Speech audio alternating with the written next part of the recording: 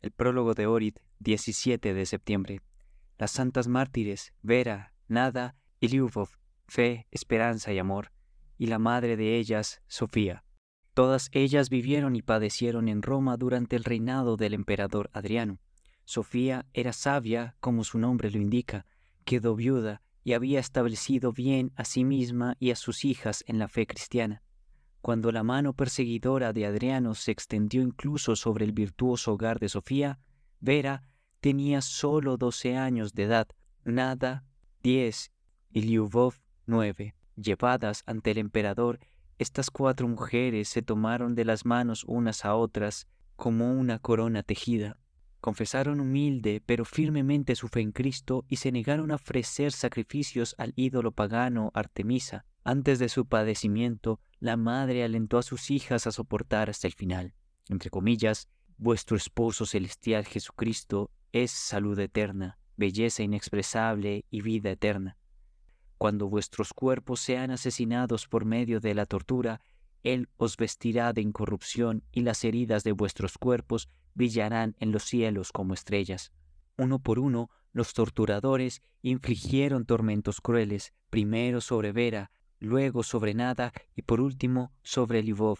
Las golpearon, las tajearon, las arrojaron al fuego y a brea ardiente, y finalmente las decapitaron con la espada, una tras otra.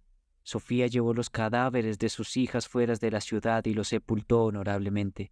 Permaneció en la tumba de ellas durante 3 días y 3 noches, orando a Dios. Luego le entregó su espíritu a Dios, volando hacia el paraíso, en donde las benditas almas de sus gloriosas hijas la guardaban. La santa mártir Agatoclia. Agatoclia era sirvienta de un tal Nicolás y de su esposa Paulina, que habían sido cristianos pero dimitieron de la fe por adorar a los ídolos.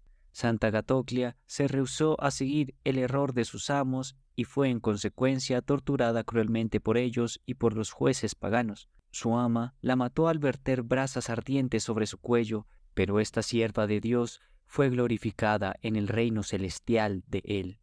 Los 156 mártires de Egipto padecieron por Cristo el Señor en el año 310, algunos por espada y otros por fuego. Entre ellos se encontraban 2 viejos obispos, Peleo y Nilo, un sacerdote, Zenón, y 2 hombres prominentes, Patermutio y Elías, el obispo Siloán y Juan, un anciano eminente y ciego que sabía las escrituras de memoria y las recitaba en las reuniones de cristianos, también estaba con ellos. Todos fueron coronados con coronas de mártir y asumieron a su habitación en el reino eterno de Cristo. Santa mártir Teodota. Teodota soportó 8 años de tortura cruel por Cristo. Su torturador fue el eparca Simplicio, quien más tarde se volvió loco. Teodota fue decapitada alrededor del año 230 durante el reinado del emperador Alejandro Severo. Reflexión. Un gobernante fiel y temeroso de Dios es una verdadera bendición para todo el pueblo. El rey Václav de los checos fue tal gobernante. Su celo por la santidad de la fe y su firmeza nos recuerdan a los antiguos ascetas. Durante el día se dedicaba a los asuntos del Estado y a la noche a la oración. En invierno, con frecuencia, caminaba descalzo a la iglesia para los maitines con su viejo sirviente Podivoi. A menudo preparaba y horneaba prósfora, especialmente cuando deseaba participar de la Sagrada Comunión. Debido a su cuidado por la fe, se construyeron muchas iglesias en las cuales se celebraban diariamente los servicios de Dios. Se preocupó especialmente por los pobres y los necesitados. Fue un gran amante de la paz, pero también un héroe grande y sin temor. Cuando el vecino príncipe Radislav atacó las tierras checas, Václav le envió una carta preguntando por qué estaba librando la guerra. El orgulloso Radislav respondió que quería que Václav cediera todas las tierras checas y su trono a él. Václav rápidamente amasó un gran ejército y confrontó a su enemigo. Sin embargo, reflexionando sobre los poderosos ejércitos, lamentó que tantos hombres murieran y envió un mensaje a Radislav. Entre comillas, la disputa es entre tú y yo. Tú deseas gobernar la tierra de los checos y yo no cederé. Acepta resolver este asunto con un duelo entre nosotros dos. ¿Por qué derramar tanta sangre en una batalla entre 2 ejércitos? El príncipe Radislav aceptó el duelo y fue derrotado por Václav. De rodillas, le suplicó el perdón. Contemplación. Contemplar las transgresiones de Judá y el castigo de Dios por esas transgresiones. Primera de Reyes, capítulo 14. Primero, cómo el pueblo y el rey Roboam hicieron lo malo ante los ojos del Señor. Segundo, cómo erigieron en los templos y cómo había muchos sodomitas en la tierra santa.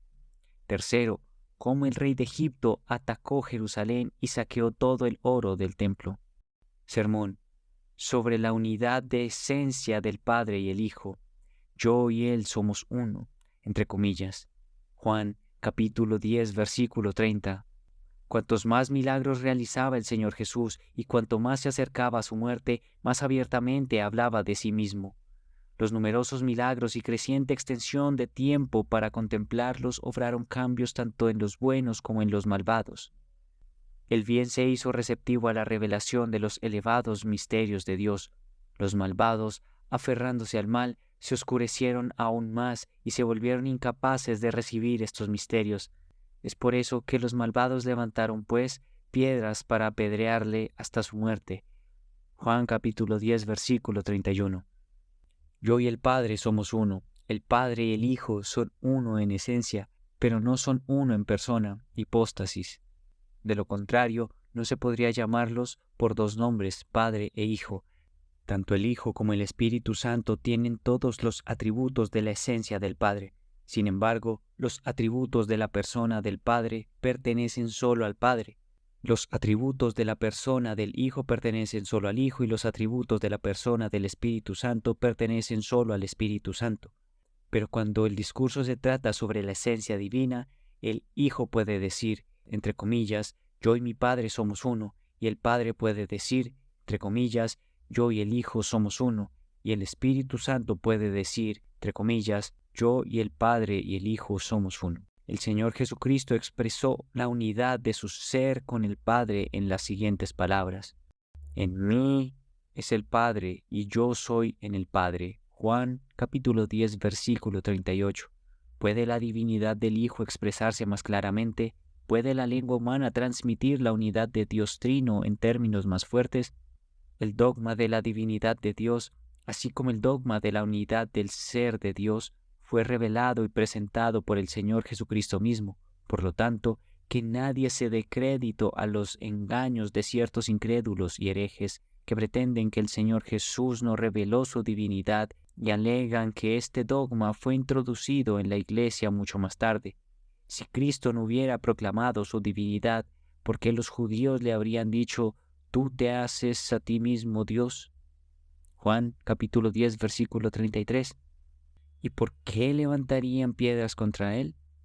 Oh Señor Jesucristo, Hijo de Dios, uno en esencia con el Padre y el Espíritu Santo, ten piedad de nosotros y sálvanos por medio de la potencia y la bondad de tu divinidad todopoderosa y todo buena. A ti sean la gloria y la alabanza eternamente. Amén.